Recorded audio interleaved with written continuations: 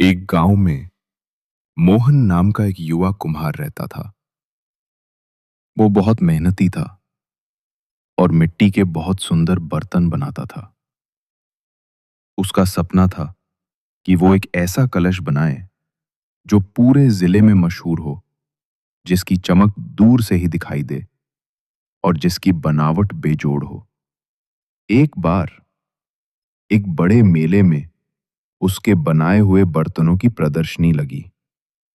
मोहन ने बहुत उम्मीदें बांध रखी थीं, लेकिन मेले के दौरान अचानक तेज आंधी आ गई। मोहन के बहुत से नाजुक बर्तन गिरकर टूट गए। कुछ बचे भी तो उन पर धूल मिट्टी जम गई और वे फीके दिखने लगे। गांव वापस लौटने पर गांव के कुछ लोगों ने मोहन का मजाक उड़ाना शुरू कर दिया। जब भी वो बाजार से गुजरता, लोग कहते, अरे मोहन, तेरी मिट्टी तो आंधी से भी नहीं टिक पाई, कलश क्या बनाएगा।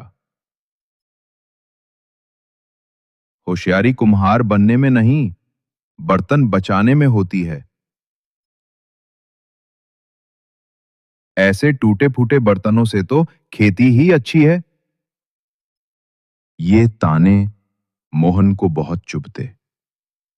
वो उदास रहने लगा और उसका मिट्टी के पैरों पर बैठकर काम करने का मन नहीं करता था। एक दिन वो अपने गुरु, जो एक बहुत बुजुर्ग और अनुभवी कुम्हार थे, के पास गया। उसने अपनी पूरी कहानी और लोगों के ताने सुनाए।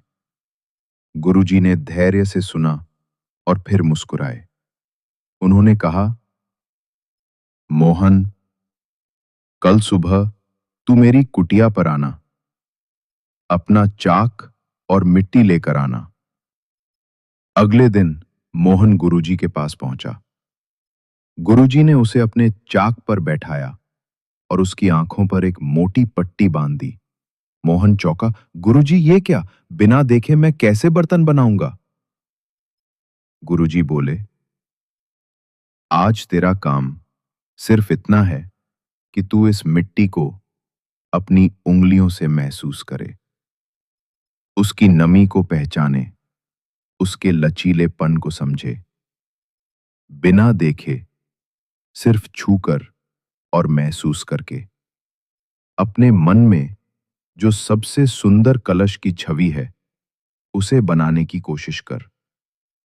और एक बात, तू चाहे कुछ भी सुनाई दे, अपनी पट्टी नहीं खोलेगा।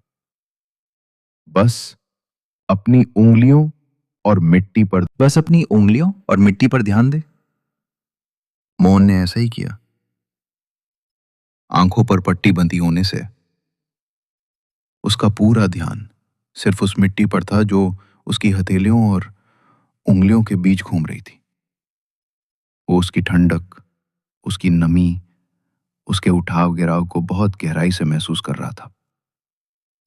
बाहर गांव के कुछ लोग इकट्ठा हो गए थे और वे चिल्ला चिल्लाकर मोहन का मजाक उड़ा रहे थे।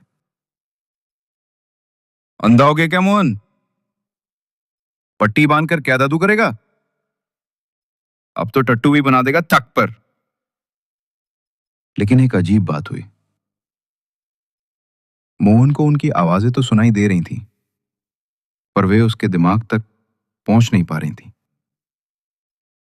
उसका पूरा ध्यान, उसकी सारी ऊर्जा, उसकी हर संवेदना सिर्फ उस मिट्टी और उसके हाथों के बीच हो रहे निर्माण पर केंद्रित थी।